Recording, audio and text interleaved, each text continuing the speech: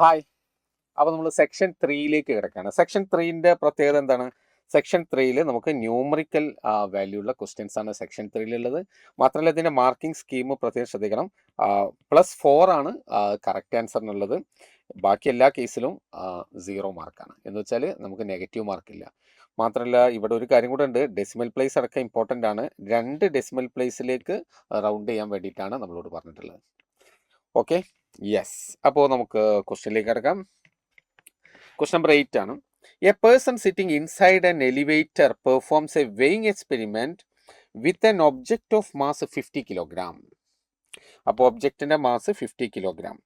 Suppose that the variation of the height y in meter of the elevator from the ground with the time is given by y is equal to 8 into 1 plus sin 2 pi t by capital T. where t ന്റെ value question തന്നിട്ടുണ്ട് 40 pi seconds ആണ്. അപ്പോൾ acceleration due to ഗ്രാവിറ്റിനെ 10 എടുക്കാൻ വേണ്ടി ക്വസ്റ്റ്യനിൽ പറഞ്ഞിട്ടുണ്ട്. The maximum variation of the objects weight as observed in the experiment. Maximum variation of the objects weight in newton ആണ് question ചോദിച്ചിട്ടുള്ളത്. അപ്പോൾ ലിഫ്റ്റിൽ മൂവ് ചെയ്യുന്ന സമയത്ത് വെയിറ്റിനെ കുറിച്ച് നമുക്കറിയാം. അപ്പാരന്റ് വെയിറ്റ് ആണ് നമുക്ക് ഫീൽ ചെയ്യുക. അപ്പാരന്റ് വെയിറ്റ് എന്ന് പറഞ്ഞാൽ അത് നോർമൽ റിയാക്ഷൻ ആയിരിക്കും. നമുക്ക് എങ്ങനെ ചെയ്യാം? അപ്പോൾ അതിൻ്റെ പൊസിഷൻ്റെ ഇക്വേഷൻ നമുക്കിവിടെ ക്വസ്റ്റ്യനിൽ തന്നിട്ടുണ്ട്. അപ്പോൾ പൊസിഷൻ ടൈമിന് ഡിപ്പെൻഡൻ്റ് ആണ്. മാത്രമല്ല അത് സൈൻ ഫംഗ്ഷൻ അവിടെ തന്നിട്ടുണ്ട്. നമുക്ക് അതിൻ്റെ ബേസിക് ഐഡിയ വെച്ചിട്ട് തന്നെ നമുക്ക് ക്വസ്റ്റ്യൻ അപ്രോച്ച് ചെയ്യാം. അതെങ്ങനെ? ഇപ്പോൾ ഫോർ എക്സാമ്പിൾ ലിഫ്റ്റിൻ്റെ കേസിലാണെങ്കിൽ നമുക്കറിയാം ലിഫ്റ്റിൽ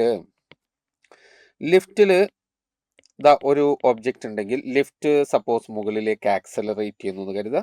അപ്പോൾ താഴോട്ട് നമുക്കാരുണ്ടാവും? താഴോട്ട് ഗ്രാവിറ്റേഷണൽ ഫോഴ്സ് എർത്ത് mg ഫോഴ്സിലാണ് താഴോട്ട് വലിക്കുന്നുണ്ട്.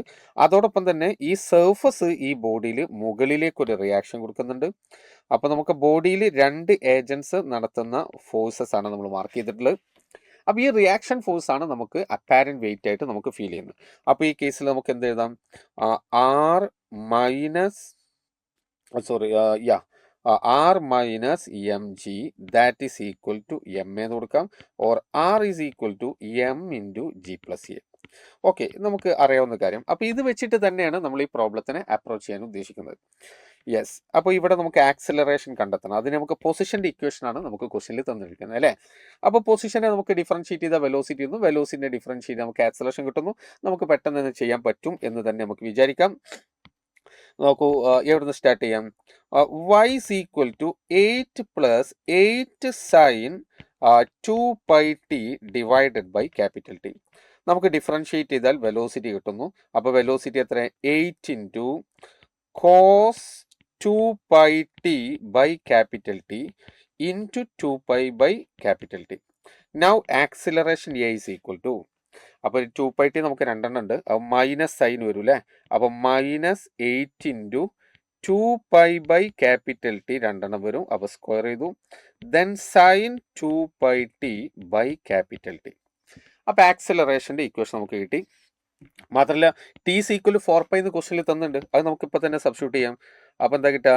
8 into 2 pi by 40 pi the whole square sine, ഇവിടെ നമുക്ക് സബ്സ്റ്റിറ്റ്യൂട്ട് ചെയ്യാം, ചെയ്യാതിരിക്കാം. കാരണം എന്താണ്, നമുക്ക് പെട്ടെന്ന് കാണാം. അപ്പോൾ അങ്ങനെ ചെയ്യുകയാണെങ്കിൽ നമുക്ക് എന്താ കിട്ടുക? ഇവിടെ പൈ നമുക്ക് കട്ട് ചെയ്യാം ആഫ്റ്റർ ക്യാൻസലിങ് പൈ. മാത്രമല്ല ഇവിടെ 2ഉം 40 കട്ട് ചെയ്തു. അപ്പോൾ നമുക്കിവിടെ താഴെ 20 കിട്ടി. 20 സ്ക്വയർ 400 ആണ്. Okay, now you will get -8 divided by 400 sin 2 pi t by capital T.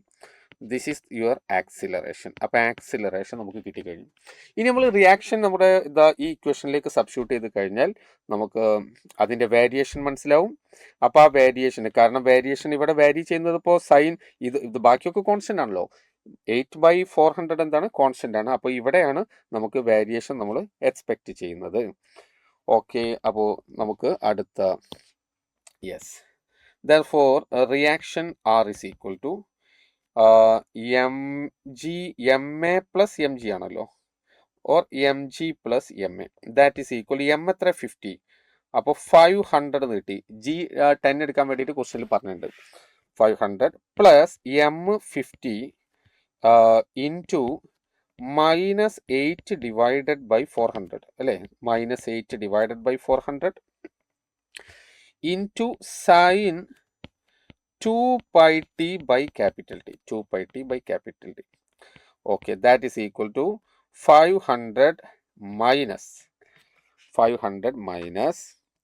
50 into 8 എത്ര 400 തന്നെയാണ്. അപ്പം -1 okay sine 2πt by capital T.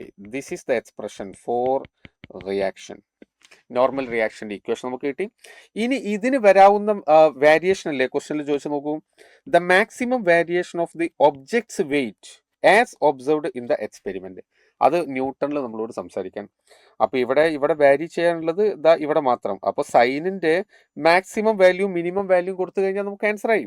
നോക്കൂ ഇവിടെ ആർ മാക്സ് അപ്പോൾ എത്ര കിട്ടുക 500 -1 അല്ലേ നമുക്ക് അവിടെ മാക്സിമം എക്സ്പെക്ട് ചെയ്യാവുന്നത്. That is equal to 501 newton എന്ന് കിട്ടി ആർ മാക്സ്. സിമിലർലി ആർ മിൻ അത് എത്ര 500 മൈനസ് മാക്സിമം വരുന്നത് നമുക്ക് 1 ആണ്. 1 അപ്പോൾ 1 വരുന്ന സമയത്ത് നമുക്ക് ഇവിടെ എത്ര കിട്ടും 499 ന്യൂട്ടൺ. നൗ ഈ വേരിയേഷൻ ആണ് ചോദ്യം. That is delta R is equal to 501 minus 499. The answer is 2 Newton. Therefore, Newton ലെന്ന് ക്വസ്റ്റനിൽ പറഞ്ഞിട്ടുണ്ട്. Therefore, our final answer is 2. 2 is the right answer. Comparatively interesting ആണ്, അതോടൊപ്പം തന്നെ ഈസി ആയിട്ടുള്ള ഒരു ക്വസ്റ്റൻ കൂടിയാണ് അല്ലേ. യെസ്.